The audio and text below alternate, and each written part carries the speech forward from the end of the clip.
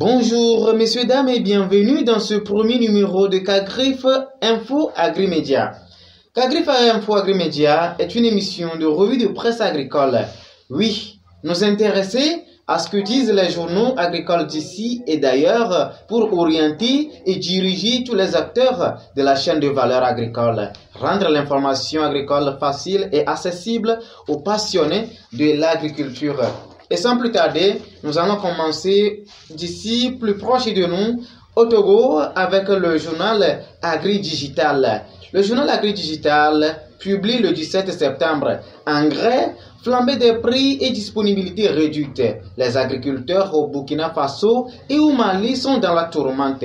Selon le journal, il est presque impossible de trouver des engrais au moment où les plantes en ont le plus besoin. Les distributeurs de NPK 14, 2314 et d'urée de Bobo Dioulasso interrogés ont signalé de pénuries. Le même journal Agri-Digital a publié ce lundi 20 septembre un entretien avec Togbu Komu Legede Anika Glossou, chef du village d'Avé Tedome dans la préfecture de Vaud au sud du Togo. Il titre « Imaginez une année de grève des agriculteurs ». Ce titre pour souligner l'importance de l'agriculture et selon le chef coutumier, technicien audiovisuel, les agriculteurs doivent être les plus honorés car, dit-il, une année de grève des paysans affecte tout le monde, riche ou pauvre. Il va un peu plus loin, taxant d'ignorants ceux qui laissent la terre pour devenir conducteurs de taxi-moto émigrants, estimant que nos terres sont de l'or à exploiter.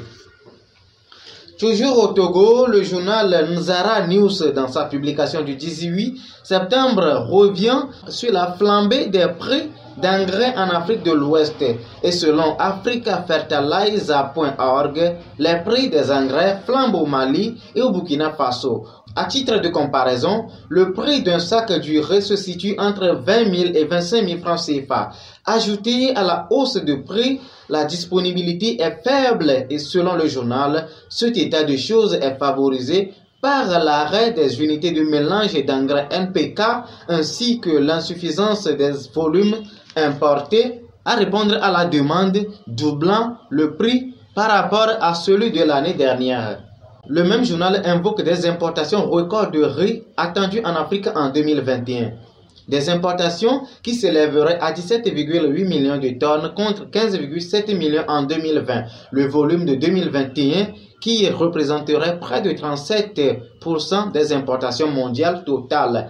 En Afrique de l'Ouest, le Nigeria compterait 2,2 millions de tonnes contre 1,8 million en 2020. La Côte d'Ivoire, 1,5 million de tonnes contre 1,4 tandis que le Sénégal importerait 1,5 million de tonnes contre 1,3.